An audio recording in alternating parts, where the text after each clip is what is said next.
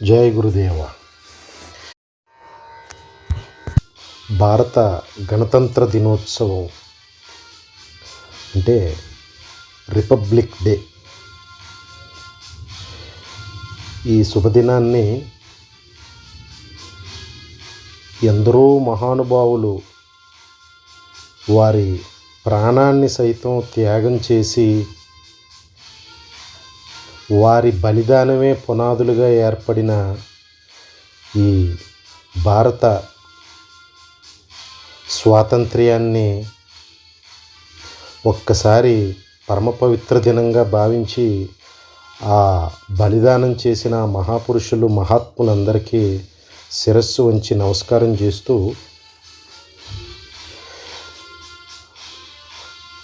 కాస్త ఈరోజు ఈ భారత స్వరాజ్య సాధనకు సంబంధించిన గణతంత్ర దినోత్సవ సందర్భంగా మహాత్ముల్ని ఒక్కసారి మహాపురుషుల్ని స్మరించుకుంటూ ఇహానికి సంబంధించిన భారత స్వాతంత్ర్యం, పరానికి సంబంధించిన ఆత్మజ్ఞాన సాధన, వీటిని సమన్వయం చేసుకుంటూ ఒక 2 మాటలు మాట్లాడుకునే ప్రయత్నం. ముందుగా చాలామంది పిల్లలకి ఈ స్వాతంత్ర దినోత్సవం, గణతంత్ర దినోత్సవం అంటే independence day and republic day, వీటి మధ్యనున్న వ్యత్యాసం, డిఫరెన్స్ చాలామంది కన్ఫ్యూజ్ అవుతూ ఉంటారు. అది భారతీయులమై ఉండి అందున ఎందరో త్యాగదనుల బలిదానాల ఫలితమైనటువంటి భారత స్వాతంత్రానికి సంబంధించిన ఈ రెండిటి విషయం మనకి తెలియపోతే అది ఆ మహాత్ముల బలిదానానికి శోభించదు. అందుకని ఒక్కసారి చిన్నపిల్లలను దృష్టిలో పెట్టుకుని ఈ ఇండిపెండెన్స్ డే అని పిలువబడే ఆగస్ట్ 15th,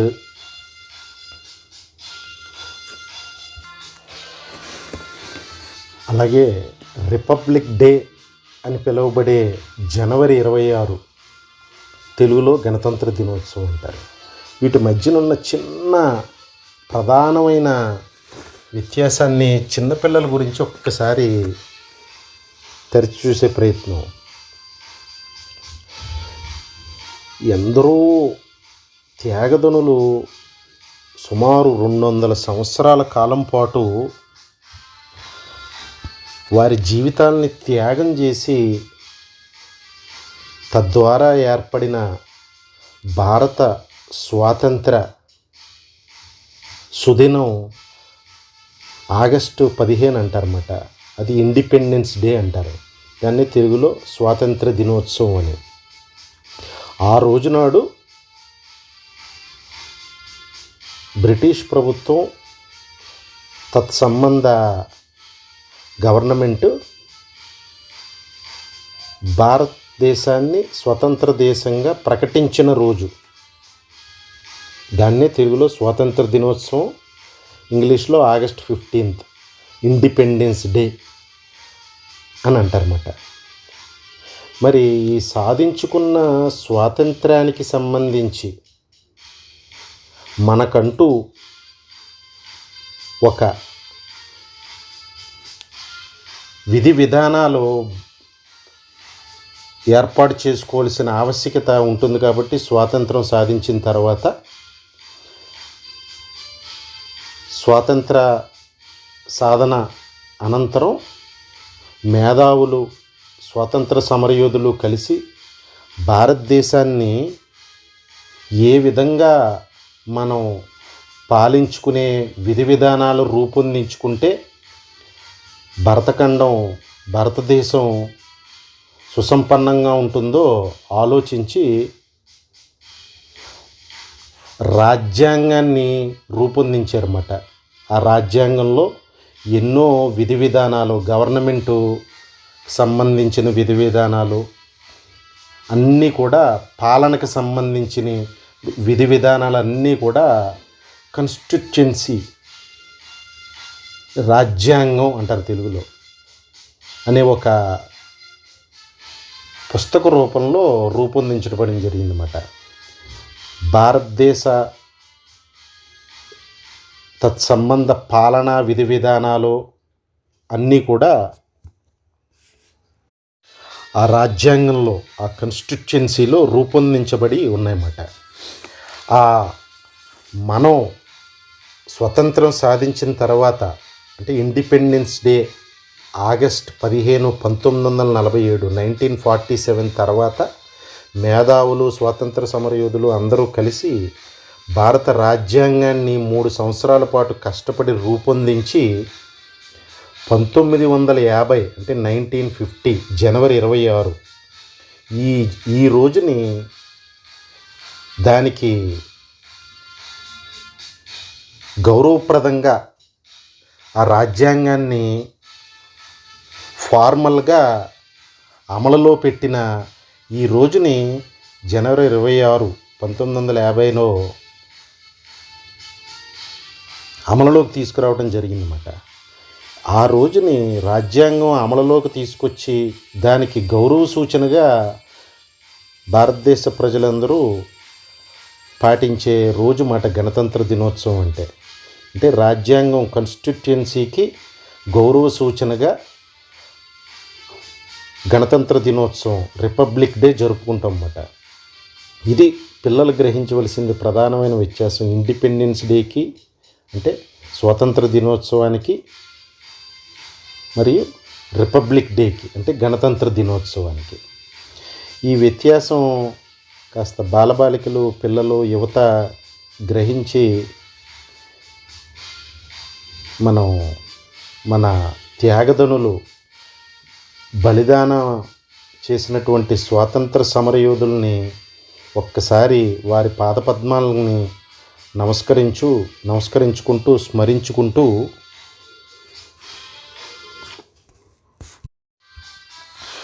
మనకి స్వాతంత్ర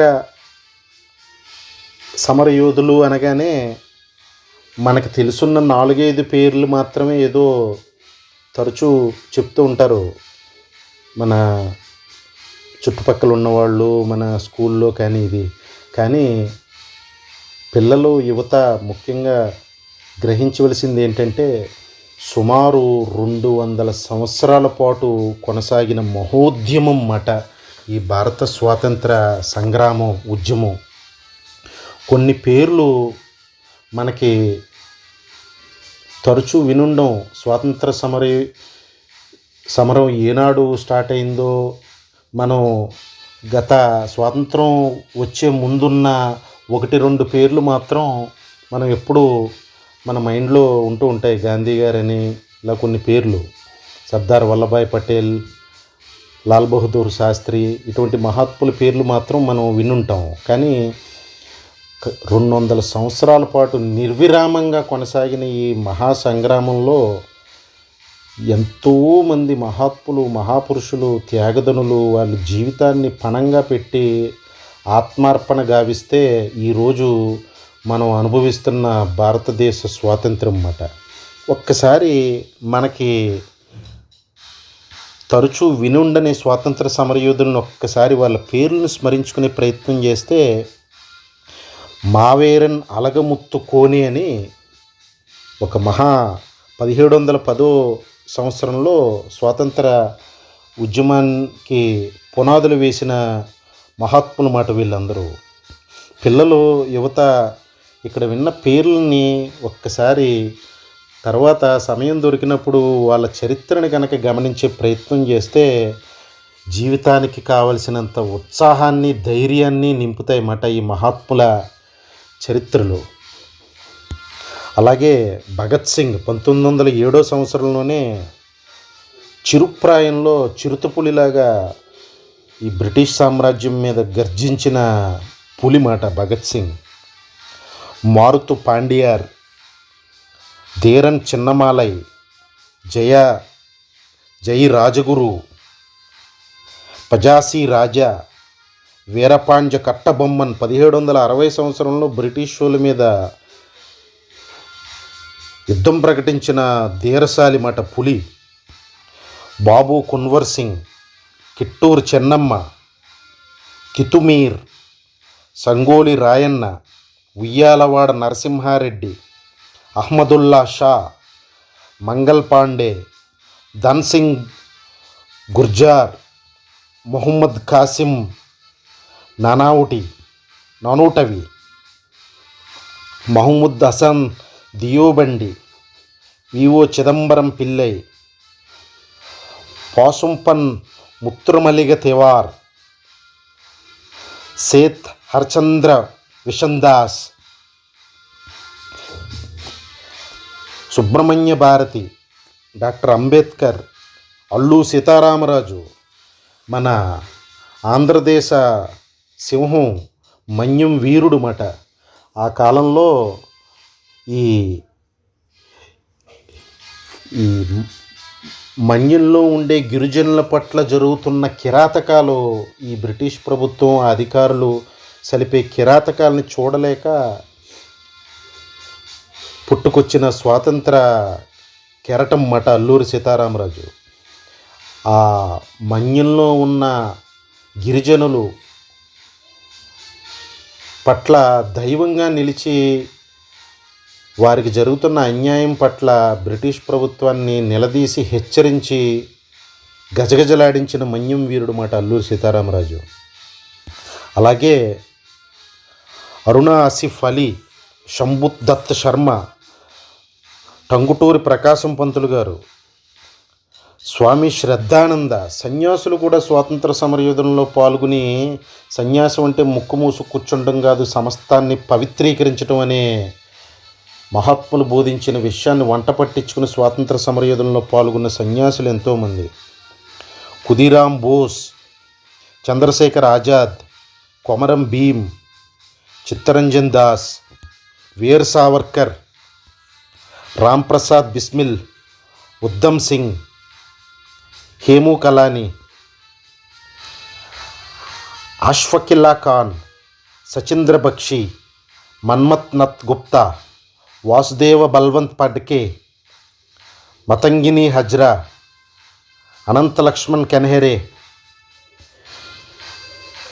కృష్ణాజీ గోపాల్ కార్వే, భగా జాతిన్, బటుకేశ్వర్ దత్, సుఖ్దేవ్ తపర్, శివరాం రాజ్గురు, రోషన్ సింగ్, ప్రభావతీదేవి, ప్రీతిలాటా వడేడార్, జతీంద్రనాథ్ దాస్, దుర్గావతీదేవి, భగవతి చరణ్ వోహ్రా, మదన్లాల్ దింగ్రా,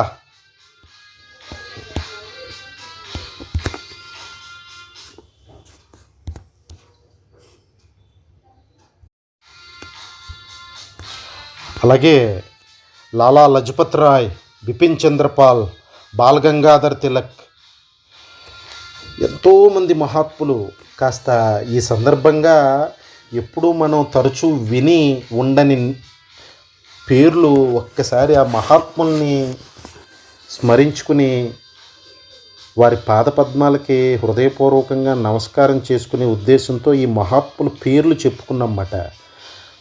విద్యార్థులు, బాలబాలికలు, యువత సమయం ఉంటే ఈ తరచూ మనం వినుండని స్వాతంత్ర సంగ్రామంలో ప్రాణాలు అర్పించినటువంటి ఈ మహాత్ముల చరిత్రలని తెలుసుకునే ప్రయత్నం చేస్తే జీవితంలో ఎంతటి ధైర్యంతో జీవితాన్ని కొనసాగించాలో, త్యాగం జీవితానికి పునాది ఎలా అవుతుందో విద్యార్థులు, బాలబాలికలకి అర్థమవుతుంది అన్నమాట. బాలగంగాధర్ తిలక్ 1856 సంవత్సరం నుంచి 1920 సంవత్సరం వరకు కూడా స్వాతంత్ర సంగ్రామంలో అత్యంత ప్రముఖులు. భారతదేశాన్ని సంఘటితం చేయటానికి ఎన్నో కార్యక్రమాలు రూపొందించడం జరిగింది. భారతదేశ ప్రజల మధ్య సంఘటితం తీసుకురావడానికి, సమైక్యత తీసుకురావడానికి గణేష్ ఉత్సవాల్ని ఊర్లో అందరూ కలిసి జరుపుకునే ఒక మహోద్యమాన్ని శ్రీకారం చుట్టిన మహాత్ముల మాట బాలగంగాధర్ తిలక్. సరే, ఇక్కడ ఇవంతా స్వాతంత్ర సమర మహాపోరాటంలో ఇంతటి మహాత్యాగం చేసినటువంటి మహాపురుషుల బలిదానాల ఫలితం ఈ రోజున మనం అనుభవిస్తున్నాం అన్నమాట. భారత స్వాతంత్ర్యం పేరిట. మరి స్వాతంత్రం అంటే ఏదో ఒక్క రాత్రి వచ్చింది కాదు. 200 సంవత్సరాల సుదీర్ఘ పోరాటం తర్వాత, మహాబలిదానాల తర్వాత, జీవితాలని పణంగా పెట్టి, కుటుంబాలని పణంగా పెట్టి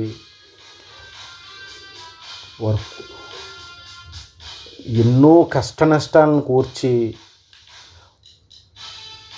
మన స్వాతంత్ర సమరయోధులు సలిపిన పోరాటం యొక్క ఫలాలు ఈ రోజుని మనం అనుభవిస్తున్నాం అన్నమాట.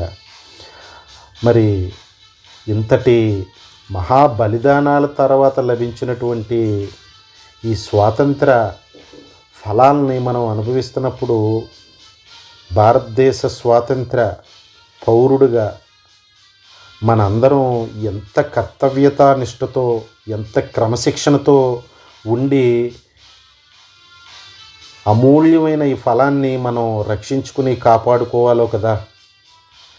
విద్యార్థులు, బాలబాలికలు, యువత ఈ త్యాగదనుల స్వాతంత్ర ఫలాన్ని అర్థం చేసుకుని క్రమశిక్షణతో ఉత్తమ పౌరులుగా, దేశానికి ఉపయోగపడే పౌరులుగా రూపొందుతారని ఆశిస్తూ, మరి ఇంతకు ముందు చెప్పుకున్నట్టు ఈరోజు ఎప్పటిలాగే తాత్వికంగా సమన్వయం చేసుకునే ప్రయత్నం, మనం మార్గాన్ని గమనిస్తే ఇహము పరము అని 2 ఉంటాయి. ఇహము అంటే ఈ భౌతికపరమైన జగత్తు, అందున్న వ్యవహారం, దీన్ని ఇహము అని అనుకుంటే, మరొకటి పరము అంటే ఆధ్యాత్మిక సంబంధమైన, ఆత్మజ్ఞాన సంబంధమైన, తాత్విక సంబంధమైన జీవిత లక్ష్యానికి సంబంధించినది మరొకటి, దాన్ని పరము అని అనుకోవాలన్నమాట. మరి ఇహానికి సంబంధించిన భారతదేశ స్వాతంత్రం ఎందరో త్యాగదనుల ఫలితం అని మనం ఇప్పటి వరకు అనుకున్నాం. మరి పరానికి సంబంధించిన స్వాతంత్రం మాట ఏంటి? ఇక్కడ మనం నిశితంగా గమనించాలన్నమాట. పరమునకు సంబంధించిన స్వాతంత్రం అంటే ఈ మాయా ప్రభావం, అజ్ఞాన ప్రభావం నుంచి బయటపడి, అహంకారం అనే దొంగ నేను బారి నుండి బయటపడి నిత్యముక్త స్థితి, అఖండానంద స్థితికి చేరుకుంటామన్నమాట. అది అన్రియలైజ్డ్ సోల్కి సంబంధించిన స్వాతంత్రం అవుతుంది. ఇది పరమునకు సంబంధించిన స్వాతంత్రం. ఇహానికి సంబంధించిన స్వాతంత్రం భారతదేశ స్వాతంత్ర రూపంలో ఎందరో త్యాగదనుల బలిదానాల ఫలం రానే వచ్చింది. దాని ఫలాలను అనుభవిస్తున్నాం. కానీ మరి ఎవరికి వారు జన్మకి ఎందుకు వచ్చాము, అసలు జన్మ యొక్క లక్ష్యం ఏంటి అని ఆలోచించుకుని, జన్మ అనే పదానికి అర్థం తిరిగి రానిది అని గ్రహించి, ఎవరికి వారికి ఈ అజ్ఞానం నుండి, కలి మాయా ప్రభావం నుండి స్వాతంత్రం వచ్చిందా అని ఆలోచించుకోవాలన్నమాట. ఇదే పరానికి సంబంధించిన స్వాతంత్ర్యం. దానిని గీతాచారులు ఆ ద్వాపర యుగంలోనే చెప్పినట్టు, కోటాను కోట్ల మందిలో ఏ కొంతమందో నన్ను తెలుసుకునే ప్రయత్నం చేస్తారు, అందులో కూడా ఏ ఒక్కడికో నేను సంపూర్ణంగా అర్థమవుతానని. వాడే జీవన్ముక్తుడు, వాడే మోక్షాన్ని పొందినవాడు. మిగతా వాళ్ళందరూ జన్మ పరంపరా చక్రంలో మాయలో తగులుకుని తిరగవలసిందే అని అన్నారు స్వామి. అలాగా కోటాను కోట్ల మందిలో ఏ ఒక్కడో ముక్త పురుషుడై భగవంతుడిలో ఐక్యమవుతున్నాడు. ఈ అజ్ఞాన ప్రభావం నుంచి బయటపడి, ఈ మహామాయా ప్రభావం నుంచి బయటపడి, మరి మిగతా వాళ్ళందరూ ఇంకా స్వాతంత్రం పొందనట్టే, ఇంకా బానిస వృత్తుల్లో ఉన్నట్టే అని గ్రహించాలన్నమాట. అంటే మనం పరమునకు సంబంధించిన స్వాతంత్రం కూడా సాధించాలి. ఇది ఎవరికి వారు సాధించవలసింది. భారత స్వాతంత్ర సంగ్రామం సంఘటితంగా యూనిటీతో అందరూ కలిసి సాధించుకున్నది. మహాత్ములు మహాపురుషులు ముందుండి నాయకత్వం వహించి నడిపించారు ఆ సంగ్రామాన్ని. అది అందరూ కలిసి సాధించుకుని అందరూ కలిసి ఫలాలు అనుభవించేది ఇహానికి సంబంధించిన భారత స్వాతంత్రం. మరి పరానికి సంబంధించిన స్వాతంత్రం ఎవరికి వారు సాధించవలసిందే. దానికి మన మహాత్ములు, సద్గురువులు, మహాపురుషులు నిరంతరం దారి చూపిస్తూనే ఉన్నారు. ఈ ఇహానికి సంబంధించిన భారత స్వాతంత్ర సంగ్రామంలో బలిదానం చేసిన ఎందరో నాయకులు, మహాత్ములు ఎలాగైతే ముందుండి నడిపించారో ఇహానికి సంబంధించిన స్వాతంత్రోద్యమాన్ని, పరానికి సంబంధించిన స్వాతంత్రోద్యమం దత్తాత్రేయ స్వామి చిరంజీవిగా భూమి మీద నడయాడుతూ సద్గురువుల రూపాల్లో నిజ సాధకులను ఉద్ధరిస్తూ ఈ పరమునకు సంబంధించిన స్వాతంత్ర సంగ్రామాన్ని నిరంతరం నడుపుతూనే ఉంటారన్నమాట. ఇది గ్రహించాలి ప్రతి ఒక్కరూ. ఇక్కడ ప్రధానంగా గ్రహించవలసింది ఏంటంటే, ఇహమునకు సంబంధించిన స్వాతంత్ర సంగ్రామం అందరూ కలిసి సాధించుకునేది. కానీ పరమునకు సంబంధించిన ఆత్మజ్ఞాన సంబంధ సంగ్రామం, స్వాతంత్ర సంగ్రామం ఎవరికి వారు చేయవలసిందే. ఈ పరమునకు సంబంధించిన స్వాతంత్ర సంగ్రామానికి ఆధ్యాత్మికతలో పేరు ఏంటంటే సాధన అని. ఈ పరమునకు సంబంధించిన స్వాతంత్ర సంగ్రామానికి దిశానిర్దేశం చేసేది సత్పురుషులు, సద్గురువులు, మహాత్ములు, దత్తాత్రేయ స్వామి.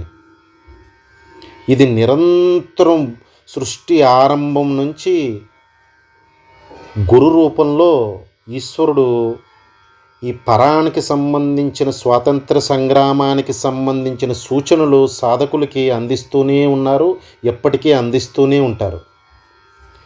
కానీ ఇహానికి సంబంధించిన స్వాతంత్ర సంగ్రామంలాగా ఇది బయటికి వ్యక్తమయ్యేది కాదు. ఎవరికి వారు చేసుకునే సంగ్రామం స్వాతంత్ర సంగ్రామం కాబట్టి దీనిని చాలా జాగరూకతతో, ఎరుకతో ఎవరి మటికి వారు అప్రమత్తంగా ఉండి సాధించవలసిందన్నమాట.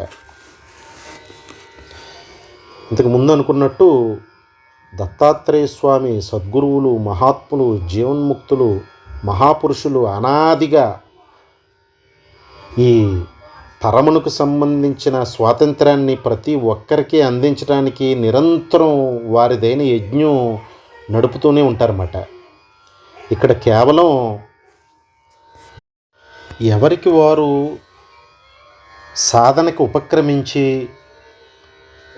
శ్రద్ధ, సబూరి, విశ్వాసము, ఓర్పుతో సాధనను కొనసాగిస్తూ ఈ సద్గురువులు, మహాత్ములు, సత్పురుషులు